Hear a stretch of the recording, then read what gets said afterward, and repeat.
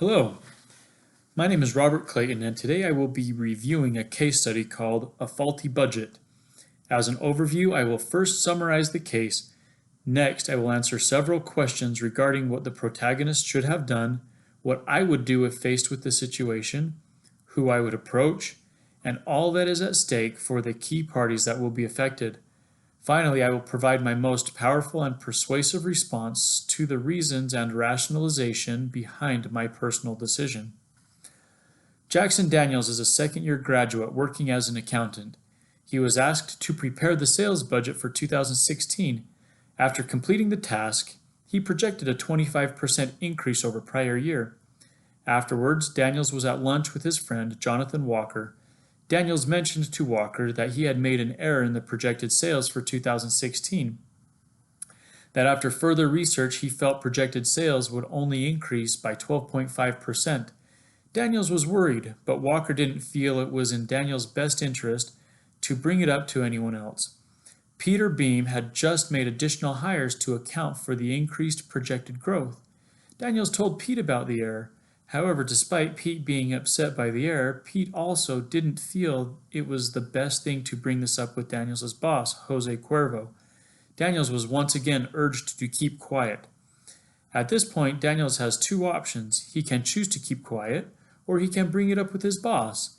If I were in Daniels' position, I would utilize the integrated ethical decision-making process as outlined by our authors, Mitz and Morris, to help us understand the four-component model which is used to help guide ethical decisions. First, the ethical issue at hand is that there was a mistake made in the projected sales budget. Second, by identifying the alternatives, we see that if Daniels chooses to keep quiet, his job might be safe for now, but what about once sales actualize and the executives realize how far off his budget was? Third, Daniel has the ethical intent, and each time he is told to ignore the error, he is left feeling uneasy. This leads us to the fourth step that leads to the ethical behavior. Once Daniels decides to take action, he should go to his boss and let him know of the mistake. I feel that if Daniels does not tell his boss about the error now, the impact will grow exponentially and could end up costing the company more money in the long run. Further, as far as Daniels' position, I would hope that Cuervo would have the similar moral fortitude and respect his desire to make it right. As Dr. David Christensen pointed out in the recorded lecture on Chapter 2, an ethical tone at the top is essential for ethical behavior in any organization. What is at stake for the key parties involved? Daniels, being that he made the error, is at risk of potentially losing his job. The owners and investors of the company have a right to know if their targeted revenue is being overstated. This can cause investor relation issues and could cause the company to lose value if targets are not met. The new hires are at risk of losing their jobs. This is a hard position to be in. However, if the company does not generate the necessary capacity to support the additional hires, it will cost the company more money because incoming revenue is not keeping up with the cost to maintain the additional wages. In making the strongest case possible to defend moral integrity, I would advise Daniels that it is likely that he will receive some pushback. I would expect that there are those that would say just keep quiet.